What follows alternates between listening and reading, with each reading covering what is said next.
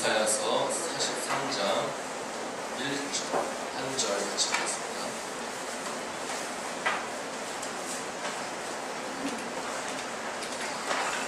43장 1절 같이 봅니다. 야곱아, 너를 창조하신 여호와께서 지금 말씀하시느니라. 이스라엘아, 너를 지으신 이가 말씀하시느니라. 너는 두려워하지 말라. 내가 너를 구속하였고 내가 너를 지명하여 불렀나니 너는 내 것이라. 아멘.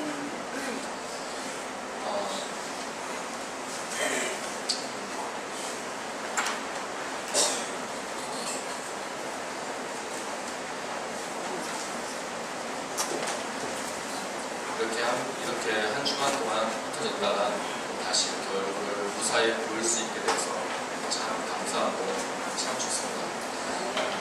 체육진사에 늦게라도 이렇게 위를 걸치고 오셨는데 예배를 사모하는 그 열심이 누구에게나 우리에게 다 있기를 원합니다. 그 사모하는 마음은 하나님만 아시는 것 같아요. 겉으로 표현되어지는 것도 중요하지만 그 속은 마음을 우리는 알 수가 없지만 하나님은 분명히 아십니다. 하나님은 언제나 우리를 사랑하십니다. 한시도 우리에게서 눈을 떼지 아니하시는 그 하나님의 사랑에 감사를 드립니다.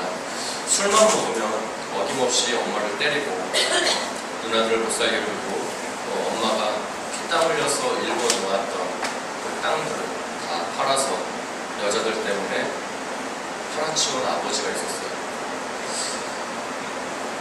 이런 내용은요, 우리나라 또는 다른 나라도 마찬가지고 이런 내용은 우리가 흔히 접하는 아버지가 싫은 이유 중에 몇 가지입니다. 이 몇 가지를 한 번에 갖추고 계시면 정말 불안한 거죠. 그 중에 한 가지라도 있으면 힘들고요. 이 세상에 아버지에 대한 상처를 가진 이들이 참 많이 있습니다. 특히 그리스도인들은 아버지에게 받은 상처에 대해서 그게 그냥 내 상처로만 끝나는 게 아니라 하나님과의 관계로 부르잖아요. 우리가 하나님을 아버지라고 부르잖아요. 하나님 아버지 했을 때 그 아버지에 대한 감정이 내가 실제 육체적인 그 아버지의 감정이 하나님 아버지라고 부를 때 그 감정이 이입되게 돼요, 사람이. 그래서 내가 아버지와 관계가 껄끄러우면 하나님 아버지라고 했을 때 내가 아버지에 대해서 신뢰가 되지 않으면 하나님 아버지에 대한 감정도 영향을 준다는 거예요. 하나님, 내가 육체의 아버지한테 예를 들어서 많이 맞았어요. 하나님 아버지가 무서워요. 하나님 아버지는 항상 나에게 두려운 아버지. 내 육신의 아버지가 두려웠는데 내 육체의 아버지가 항상 이렇게 안아주고 호응해주고 뽀뽀해주고 또닥또닥 해주는 그 아버지는 내가 하나님 아버지라고 불렀을 때 그 하나님 아버지가 따뜻하게 받아요. 우리 아버지들의 역할이 거기에 있어요.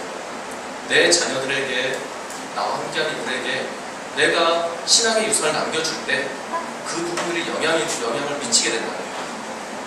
아까 말씀드렸던 그 여러 가지 이유들, 그 여러 가지 이유들은 내 자녀들이 하나님 아버지를 만나게 하는데 걸림돌이 될 수도 있고 또 디딤돌이 될 수도 있어요. 똑같은 돌인데 어떤 건 디딤돌이고요, 어떤 건 걸림돌이에요. 우리는 디딤돌이 됐으면 좋겠어요. 오늘 오시다 보면 이제 강이 이제 물이 비가 와서 멈췄을 거예요. 징검다리가 있어요. 근데 똑같은 돌인데요, 사람을 건너가게 해주는 그런 징검다리가 있어요. 그런데 여기 교회 입구에 오시다 보면 차를 내리시고 오실 때 경계석이 다른 거하고 좀 크기가 다른 게 2개인가 3개인가 있어요. 그거 발에 걸려놓는 거예요. 똑같은 대리석이에요. 그런데 어떤 돌은 사람이 길 건너가게 해주고 물을 건너가게 해주는 돌이 있는데요, 어떤 돌은 그러다가 넘어지게 하는 돌이에요. 우리 강주교회에 있는 우리 아버지들은 또 아버지가 되실 분들은 내 자녀들에게 좋은 신앙의 유산을 남겨주는 아버지가 되었으면 좋겠어요. 이거는 내가 스스로 한다고 되는 건 아니에요. 하나님께 도움을 구해야 되는 부분입니다. 그런 아버지가 있었는데요, 고등학교 시절에 이 학생의 옆집에 한 아저씨가 이사를 왔어요. 그분은 공직에 있다가 퇴직을 하시고 나서 자녀들 다 학원 다 마무리 시키고 이제 시골에 와서 지내는 거예요. 노후를 이제 보내려고 그렇게 내려왔습니다. 이 고등학생의 아버지와는 달리 그분은 인품도 있어 보였어요. 아까 제가 이 아버지 어떤 분인지 말씀드렸죠. 술 좋아하시고 술 드시면 어머니 괴롭게 하고 누나 괴롭게 하고 또 여자 관계도 있어서 땅 팔아가지고 그 여자분에게 드리고 이런 분이셨어요. 그런데 이성신 분은 너무나 인품 있어 보이는 거예요. 이상한 아저씨를 볼 때마다 저 아저씨가 우리 아빠였습니다 라고 생각을 했대요. 그때마다 아버지를 원망하게 됐다는 거예요. 그 이웃집 아저씨가 좋아 보일 때마다 상대적으로 우리 아버지는 싫어 보이는 거예요. 원망하게 되는 거였어요. 내 인생의 걸림돌이 바로 아버지다 이렇게 여겼다는 거예요. 그리고 나서 대학교 4학년 때 기말고사를 마치고 양평에 내려와서 일본 유학을 가기 위해서 공부를 하고 있었대요. 한겨울에 양평은 춥다고 그래요. 저는 안 살아서 잘 모르겠지만 정말 추웠다고 해요. 그래서 거기 가서 숯불에 담긴 화로를 가져와서 방에다 뒀대요. 너무 추워서. 그러니까 숯불을 입고 화로가 있다면 아마 아궁이고 지금은 아닌 것 같아요. 한 10년, 20년 전인 것 같아요. 그래서 화로에 있는 숯을 가져다가 방에다 두고 계속 공부를 하는 거예요. 그러다가 화장실 가려고 새벽 2시쯤에 일어나서 화장실 가는데 몇 걸음 못 가서 쓰러졌대요. 그 이유는 연탄 가스보다 그 밤나무에서 나오는 가스가 더 몸에 안 좋다고 그래요. 근데 그게 그 숯이 밤나무 숯이었던 거였어요. 그래서 그 학생이 밤새 그것을 맡으면서 공부하다가 일어서면서 피를 돌아서 쓰러졌어요. 새벽에 아버지가 그 청년을 발견하기 전까지 계속 쓰러져 있었고 그리고 나서 아버지가 발견하면서 깜짝 놀라서 방에 눕히고 불을 떼서 따뜻하게 해줬는데 그래도 정신을 못 차려요. 그래서 그 새벽에 동네 다 다니면서 수지침 놓는 사람을 찾아서 침을 놓고 그래도 못 깨어났어요. 그러니까 할 수 있는 방법이 없죠. 그래서 그 20대인 그 청년을 불러내고 양평 읍내로 나가기 시작했어요. 뛰어서. 예순이 넘은 노인 아버지가 20대의 정정을 얻고 뛰어가게 되고 힘붙이는 일이었어요. 그러다가 계속 덜컹덜컹 가다가 이 청년이 정신을 차리게 되었어요. 그리고 나서 보니까 내가 아버지 등에 엎여있는 거예요. 너무나 춥고 입에서는 입김이 나는데 아버지 등은 땀으로 젖어있고 내 몸은 따뜻한 거였어요. 그런데도 아버지는 헐떡이면서도 멈추지 않았어요. 그리고 그 아들의 눈에는 눈물이 왈칵 쏟아졌던 거예요. 아들이 이렇게 말합니다. 아버지, 저 이제 깨어났으니까 그만 나를 내려놓으세요 라고 말하면서 눈물을 훔치고 그리고 아버지를 세웠어요. 그러니까 아버지가 아들을 내려놓고서 제일 먼저 하는 말이 너 괜찮냐? 어디 좀 보자. 정말 괜찮은 거 한번 보자. 어디 아픈 정도 어떤 거 한번 보자 라고 하면서 자신의 몸도 힘든데 그 아들을 챙기는 거였어요. 그 모습에 쏟아지는 눈물을 주체할 수 없었다고 합니다. 그때 그의 마음에, 그 20대 청년 그 마음에 무식하고 가난하고 못된 아버지이지만 그래도 내 아버지구나. 옆집 아저씨가 아무리 똑똑하고 돈이 많고 훌륭해도 그는 내 아버지가 될 수가 없구나 라고 생각을 했대요. 아버지가 훌륭해서가 아니라 아버지가 아버지라는 그 이유만으로 나는 효도를 해야 되겠구나 라고 생각이 들면서 그날 하나님 앞에 회개를 했대요. 내가 아버지를 그렇게 여겼던 거에 대해서. 오늘 말씀에 하나님께서 이스라엘 백성들을 향해서 이렇게 불러요. 야곱아, 이렇게 불러요. 우리가 오늘 성경 공독할 때 그렇게 안 읽었죠. 야곱아, 이렇게 읽었죠.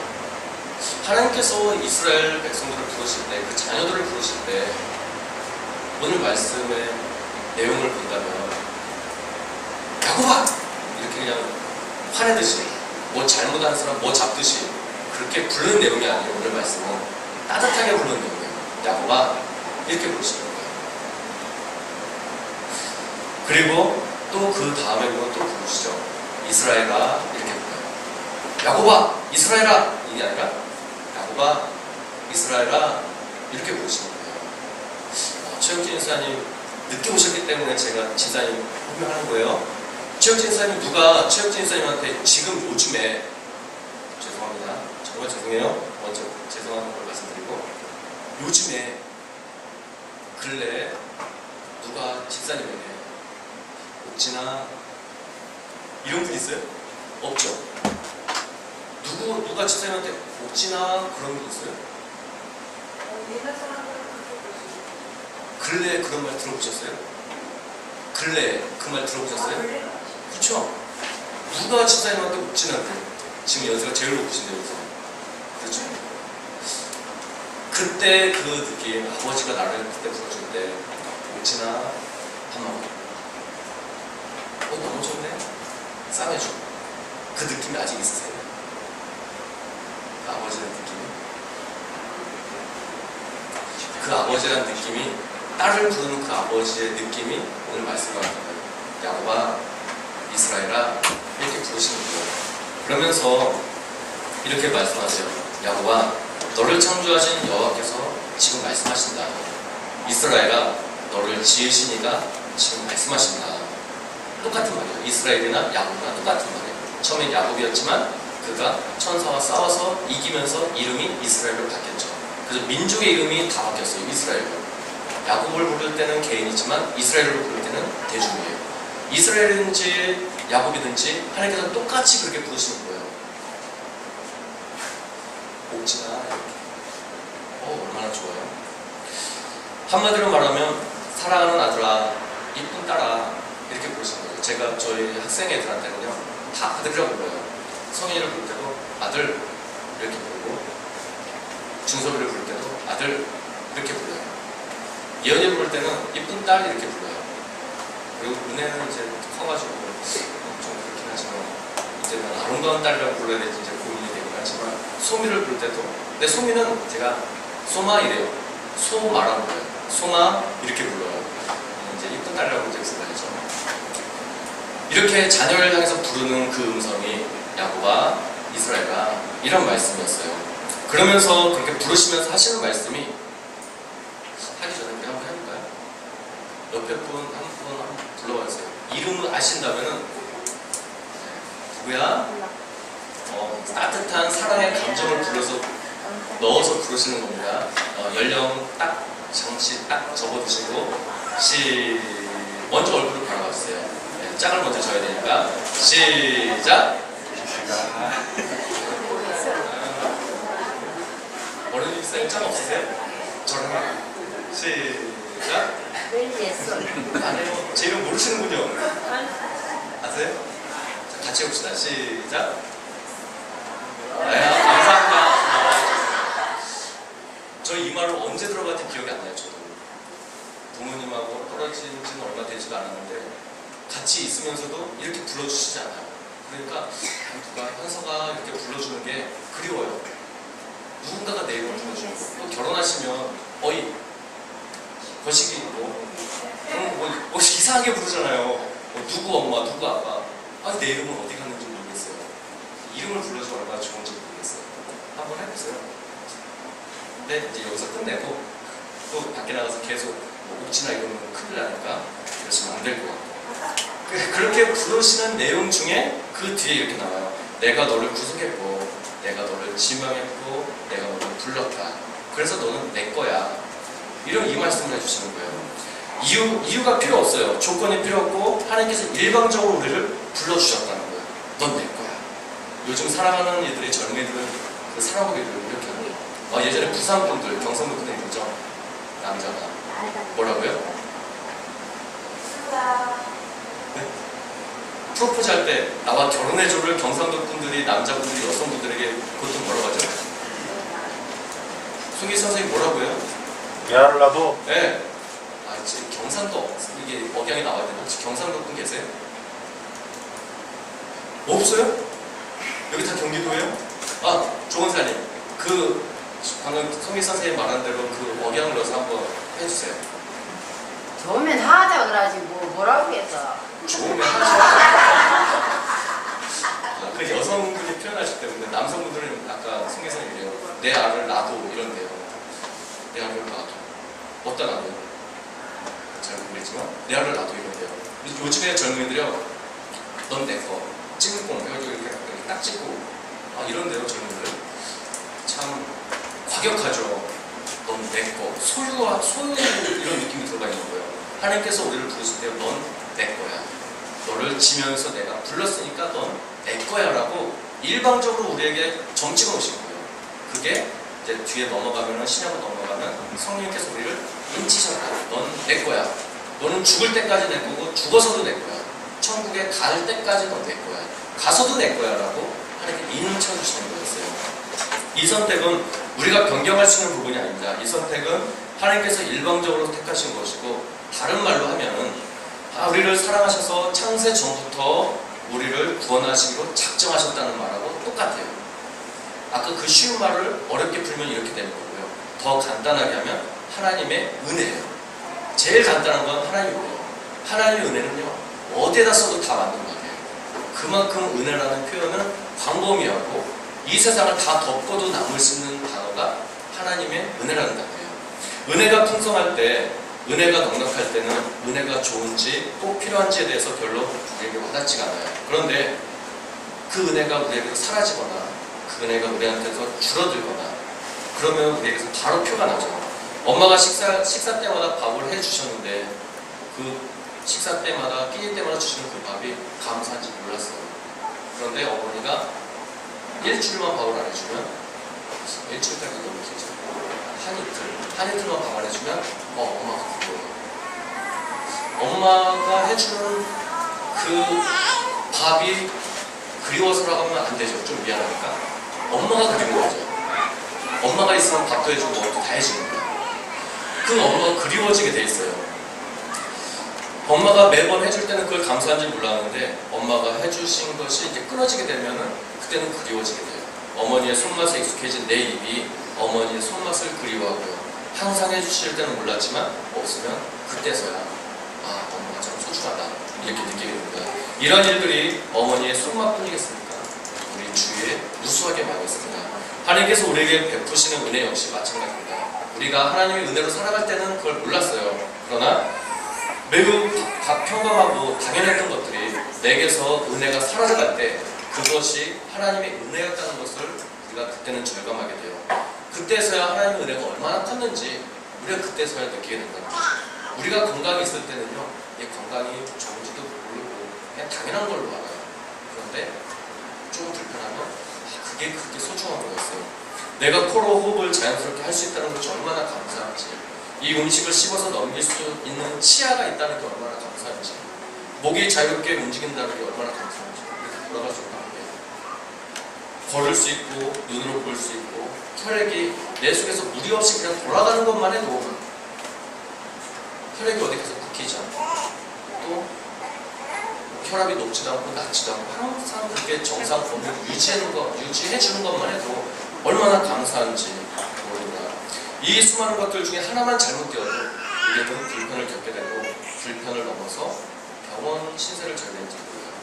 병원 신세 지는 것만으로도 해결되어진다면 다행이지만 그렇지 못한 상황이라면 병원도 감당할 수 없다면 그때는 정말 힘들겠죠. 아무것도 아니었는데, 내가 건강할 때는 아무것도 아니었는데 아무것도 아닌 것이 내 인생의 진로를 바꿔놓는 경우가 있어요. 아무것도 아닌 것 같은, 정말 대수롭지 않은 것 같은, 그리고 느껴지지도 않고 감사할 조건도 아닌 것 같은 그러한 것들이 내게서 역할을 하지 못하거나 또 사라지면 그때는 암담하게 됩니다. 남들이 없는 게 내게 있어서 특별한 것들이 있죠. 사실 그것은 내게 없어도 되는 것들이에요. 남들은 없는데 내게만 있는 거 있죠. 그건 우리는 특별하다 그러잖아요. 사실 이거는 나도 없어도 괜찮아요. 남들하고 똑같이만 있어도 괜찮은 거예요. 근데 남들이 없는 게 내게 있는 건 이건 참 감사해요. 문제는요, 남들이 있는데 내가 없는 게 문제인 거죠. 남들은 다 평범한데 나는 그렇지 않아요.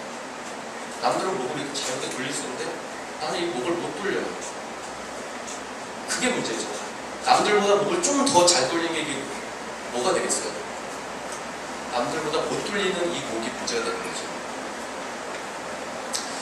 그래서 가장 기본적인 것이 내게서 역할을 하지 못하면 그게 참 힘들어집니다. 남들이 없는 거, 내게 있어서 특별한 것은 사실 그것은 없어도 되는 것이고 살아가는데 그렇게 지장을 안 줘요. 그런데 누구나 있는 것인데 그것이 없을 때 힘듭니다. 평범한 것일수록 그런 것 같아요. 어쩌면 평범해서 오히려 더 감사하게 생각하지 않는 경우가 더 많은 것 같습니다. 평범한 것에 대한 감사가 있고 그것을 볼 수 있는 눈과 마음이 있다면 그것 또한 감사할 조건이 됩니다. 하나님께서 오늘 말씀에 야곱아 내가 너를 창조했어. 이스라엘아 내가 너를 지었어. 내가 너를 구속했고 내가 너를 지명해서 너를 불렀어. 그래서 너는 내 거야 하시면서, 그러니까 처음에 나왔죠. 두려워하지 마. 하나님께서 하시고 싶은 말은요, 내가 너를 지명하여 불렀으니 넌 내 것이다. 이걸로 끝이 아니에요. 하고 싶은 말은 딱 있어요. 그러니까 뭐 하지 마요? 두려워하지 말라는 거예요.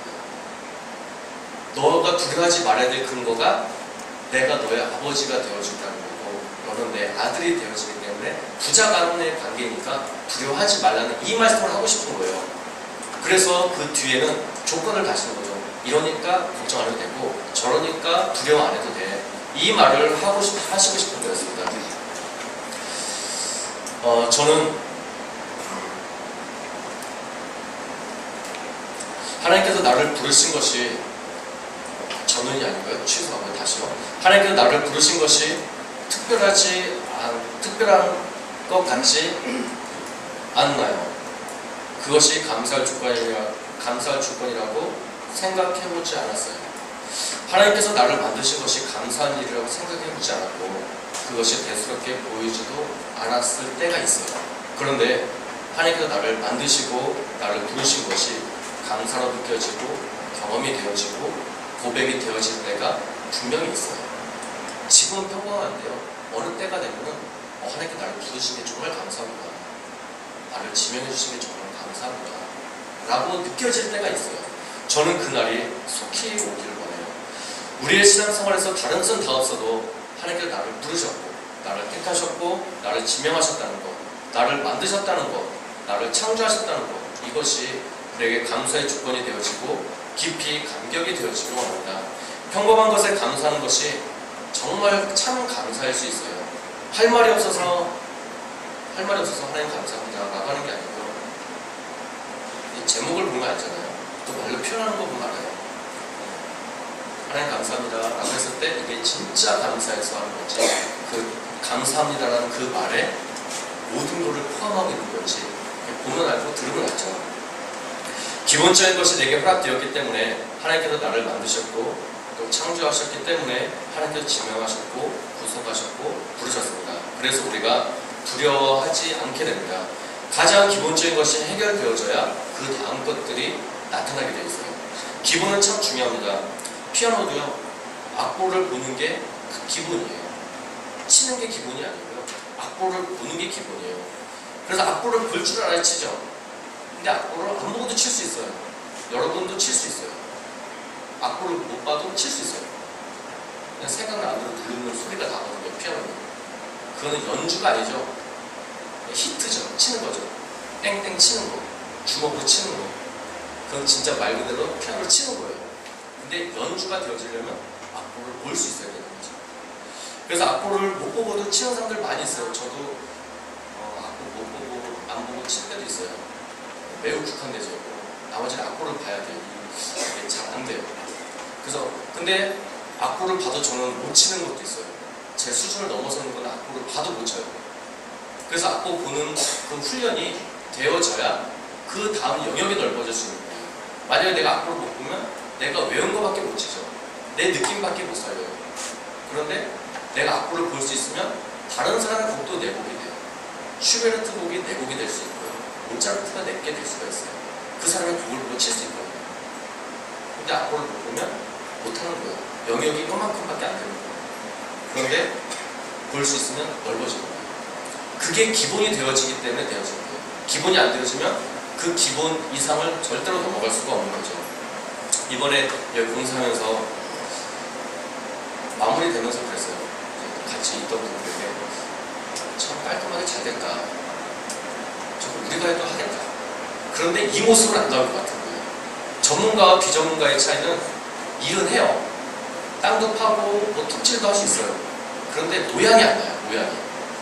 이게 전문가하고 비전문가의 차이예요. 우리도 하면 이거 만들 수 있어요. 그런데 절대로 이렇게 깔끔하게 안 나온다는 거예요. 그래서 우리가 돈을 들이고 기술자를 쓰는 거고 전문가 대접을 해주는 거죠. 만약 우리가 다 할 수 있다고 한다면 우리가 뭐가 문제가 되겠어요. 근데 그만큼이 안 나온다는 거죠. 아버지 등에 업혀간 그 청년은요, 아버지와 아들이라는 기본적인 관계가 이루어져 있기 때문에 아버지가 그동안 힘들게 했던 것이 아버지 등에 엎여서 풀어질 수가 있었어요. 아버지하고 아들이라는 그 관계 때문에 풀어지게 된 거였어요. 그래서 그가 말했죠. 육신의 아버지가 나를 낳았다는 이유만으로 아버지께 효도해야 된다, 이렇게 말했어요. 나를 낳아준 아버지라는 것 그 자체만, 그 기본적인 관계가 되어지니까 그 다음 것이 아버지가 나를 힘들게 했던 그것이 용서가 되어지고 이해가 되어지는 게 되었어요. 우리는 그 기본이 되어 있습니다. 나를 지으시니가 하나님, 나를 부르시니가 하나님, 나를 창조하시니가 바로 하나님이십니다. 이 기본적인 관계가 우리는 이미 이루어져 있는 거예요. 나와 하나님의 관계가 이렇게 형성되었기 때문에 이제 우리는 두려워하지 않을 수 있어요. 혹시 어려움 중에 있다면, 괴로움 가운데 있다면, 두려움 가운데 있다면, 나는 할 수 없지만, 나는 어떻게 할 수 없지만 하나님께서 나를 지으셨고 나를 부르셨고 나를 구속하셨기 때문에 하나님께서는 답을 가지고 계세요. 하나님께서는 해결할 힘이 하나님께는 분명히 있어요. 어제 채연이, 지원이, 김정자 집사님, 손세아 청년, 서로를 몽땅 자전거 타러 나와서 저 혼자 내려오거든요. 저만 냅두고 다 몽땅 나가지고 자전거 타고 계시더라고요. 그리고 나서 채연이가 울면서 들어왔어요. 네, 목욕하는데 저를 잘 씻고 있다가 저를 딱 보니까 하는 말이 아빠 나 다쳤어, 그러는 거예요. 그 전에 울지도 않았고 아무렇지도 않았어요. 근데 저를 보자마자 아빠 나 다쳤어 하면서 보여줘요. 이만큼 깔수 이만큼. 그러면서 하는 말이 이제 말이 한 단어가 아니라 이게 문장이 되잖아요. 아빠 나 다쳐가지고 이렇게 해서 넘어져가지고 이렇게 됐어요. 이 말을 하는데 그 말이 점점 길어지면서 울먹해지는 거예요. 처음에는 아팠어 이러면서 아팠는데 이랬는데 이러면서 막 불러보는 거예요. 제가 해줄 수 있는 게 뭐가 있겠습니까? 이렇게 자꾸 호해준 것밖에 없잖아요. 근데 그 채은이는 그 위로가 되고 그게 마음이 그냥 녹아지는 거였어요. 하나님께서 우리에게도 그렇게 해주시는 것 같아요. 우리가 하나님께 우리의 일상을 구할 때 힘들고 어렵고 괴롭고 여러 가지를 구할 때 하나님께서 우리의 마음 한번 알아주시는 거예요. 그래, 괜찮아. 너 내 아들인데 괜찮아. 넌 내 딸이니까 괜찮아.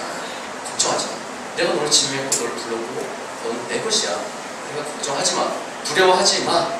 이 말 한마디가 우리의 그 모든 것들을 다 씻어주신다는 거예요. 이것이 우리의 마음뿐만 아니라 우리에게 나타나는 일들, 현상들까지도 다 씻어주신다는 거예요. 사람은 그렇게 할 수 없지만 하나님의 말씀은 그렇게 하는 힘이 있다는 거예요. 그래서 하나님의 말씀은요, 좌우의 날선 검과 같아서 다 자르고 찌르고 쪼개까지, 사람의 심령과 관절과 골을 찔러 쪼개까지 하고 사람의 마음의 깊은 것도 판단하시는 게 바로 하나님의 말씀이에요. 그 말씀이 우리 마음속에 깊이 새겨졌으면 좋겠습니다. 그래서 우리 하나님 말씀이 우리 마음에 심어지면 반드시 싹이 나요. 우리 상태, 모습에 따라서 싹이 나고 꽃이 피고 열매가 맺게 되는데 여러 가지로 되죠.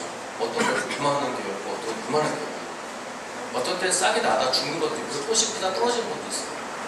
그 상태에 따라 달라지는 거지만 중요한 거는 그 씨앗은 분명히 싹을 틔운다는 거예요. 싹은 틔우는데 그 다음 여정이 이제 달라지게 되는 거죠. 어쨌든 싹은 나는 거예요. 지금 이제 여러분 식사로 가실 때 식당에 한번 가시다 보면요, 식당 가기 전에 이렇게 처마가 이렇게 긴 게 있어요. 이렇게 자전거 세워져 있고 식탁이 있고 의자 쭉 있는 데 있죠. 교회가 너무 넓어서 잘 모르시는 거예요. 옆에 보면 있어요. 거기 그 기둥 밑에 보면요, 참외가 나왔어요. 참외가 누가 먹고 씨를 버렸는데 그래서 그 씨가 참외가 돼서 나왔어요. 안 신기하죠? 저는요 그거 맨날 봐요. 너무 신기해요. 저는 언제 열매를 내나, 저 참외가 언제 나오나. 저는 진짜 참외 안 열려요. 네?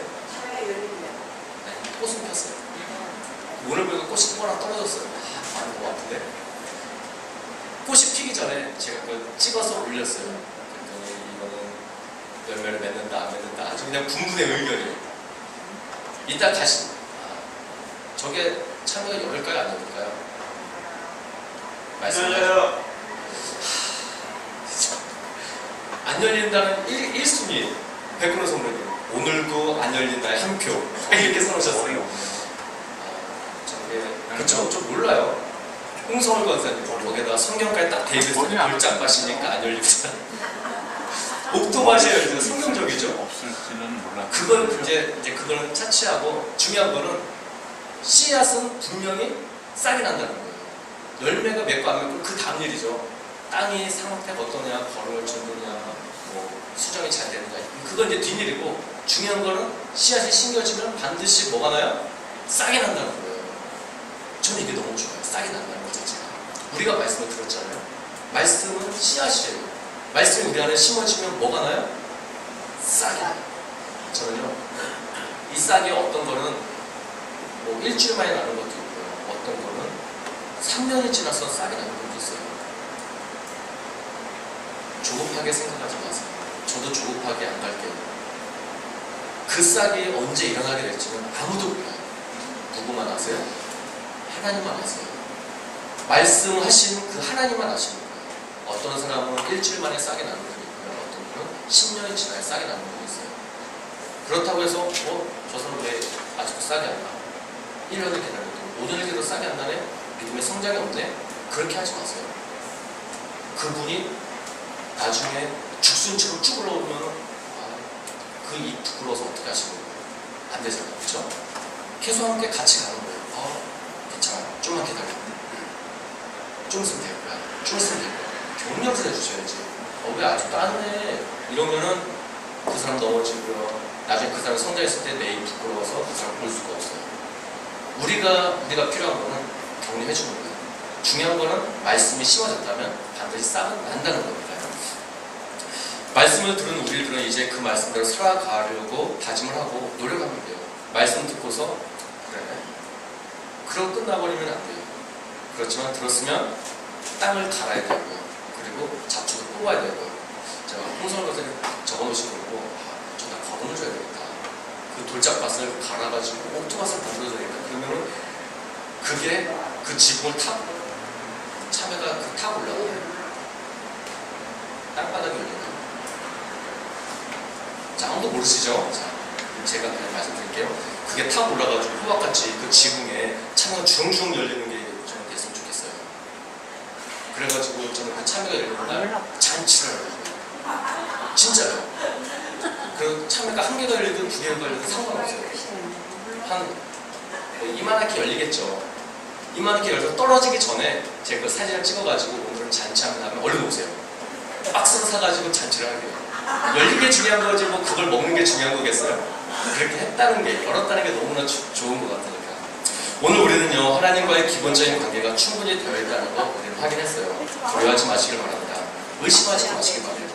두려움과 의심은 우리의 믿음을 좀먹는 나쁘고 그리고 기분 나쁘고 얄미운 벌레예요. 의심과 불안이 그런 벌레예요. 아주 작은 벌레인데요. 줄기가 이렇게 쭉 있으면 이제 참외로 말씀드릴게요. 대통참외 이렇게 자라고 있는데 이 벌레가 끝에를 좀 먹으면 괜찮은데 뚝에서 나온 지 얼마 안 됐는데 거기를 좀 먹고 똑 잘라버렸어요. 이 참외 끝난 거죠. 끝에 이파리를 하나 갉아먹든지 왜 여기를 갉아먹는 거예요? 그럼 얘가 끝난 거잖아요. 그 나머지 것들은 다 없어지는 거죠. 우리 안에 있어서 의심과 불안은 그런 나쁜 벌레와 같아요. 그 벌레가 우리 신앙생활을 좀 먹기 시작하면은 절대 안 먹어요. 그 좀 먹는 벌레가 우리에게서 제거되어져야 된다. 그 작은 벌레 하나 때문에 열매를 맺지 못하고요. 그 두려움과 의심의 벌레 우리가 다 제거했으면 좋겠어요. 누가 뭐라고 해도 하나님께서 나를 부르셨고 지명하셨고 구속하셨다는 그 사실이 우리에게는 힘이 되어집니다. 우리에게 믿음이 되어집니다. 내가 너를 구속하였고 내가 너를 지명하여 불렀나니 너는 내 것이라 하는 이 말씀이 우리의 모두에게 믿음으로 자리하기를 예수님으로 축원드립니다.